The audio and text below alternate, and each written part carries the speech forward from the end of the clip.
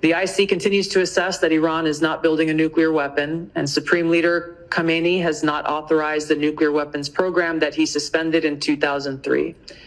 The IC continues to monitor closely if Tehran decides to reauthorize its nuclear weapons program. In the past year, we've seen an erosion of a decades-long taboo in Iran on discussing nuclear weapons in public, likely emboldening nuclear weapons advocates within Iran's decision-making apparatus. Iran's enriched uranium stockpile is at its highest levels and is unprecedented for a state without nuclear weapons.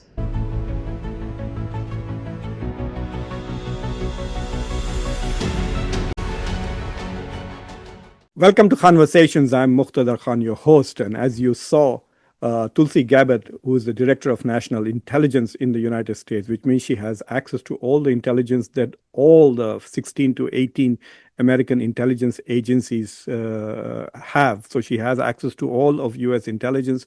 And based on that, in her testimony on the 25th of March, she claimed that Iran does not have a nuclear weapons program. And they said that Iran stopped its nuclear weapons program in 2003. This is the position of the U.S. intelligence community more than 21 years ago that Iran stopped its nuclear program. And she also claimed that Iran's leader, Ayatollah Ali Khamenei, did not authorize it for to restart that program. So basically what she said in March was that Iran did not have a nuclear weapons program. It does have a civil enrichment program, but does not have a nuclear program.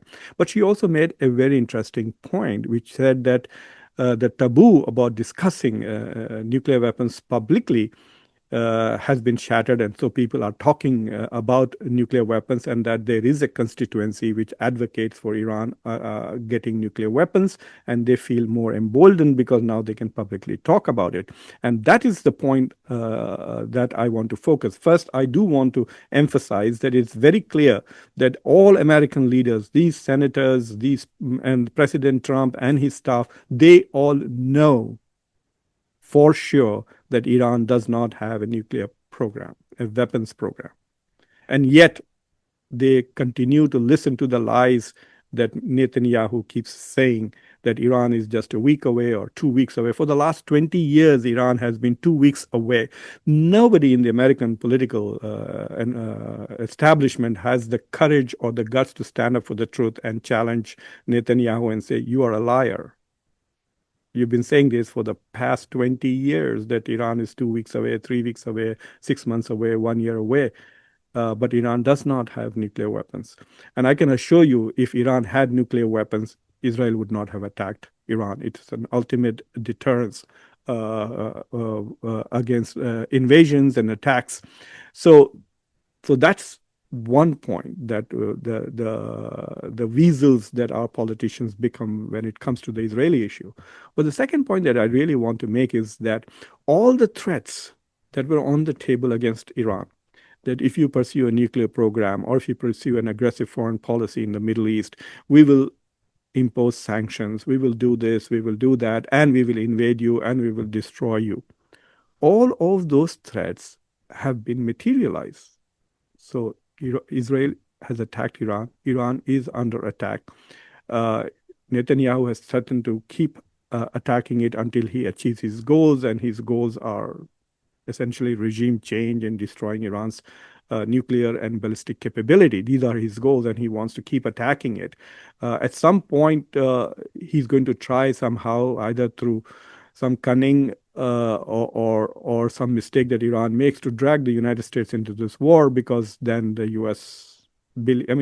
defense budget is twice the entire economy of Iran. Iran is a reasonably developed society, but it's a really very poor country. Its GDP is around $360 billion a year. It is 75% of Israel's economy, and its entire economy is like half or less than half of U.S. defense budget. So it's not like it's a major economy with lots and lots of resources. But I think we are going to see an interesting debate in Iran now, strategically. And that debate is, number one, that since we have already paid the price of having nuclear weapons, why shouldn't we pursue and really weaponize now? What else are they going to do? They've done everything that they threatened to do, short of dropping nuclear bombs on Iran. So I think the incentive to not making nuclear weapons, which was to avoid war and avoid sanctions, has dissipated. So there is now no incentive for not pursuing nuclear weapons. And the fact that they have been attacked so intensely makes the case for them to go ahead and make nuclear weapons, because every time Netanyahu now feels that his approval ratings are falling, he may decide to attack Iran, like he keeps attacking Lebanon whenever he wants. And the West will continue to support him. So you have like all the European Union countries sending weapons, giving money, providing legal support, destroying international institutions which may criticize Israel. So if Iran remains weak, Israel will continue to attack Iran as and when it pleases Netanyahu or whoever becomes then succeeds him. So I think one of the long-term consequences of this war would be to send a message to developing world that you should nuclearize now. Otherwise, when it suits America, when it suits Israelis, they will simply bomb you, kill your people, destroy your capabilities.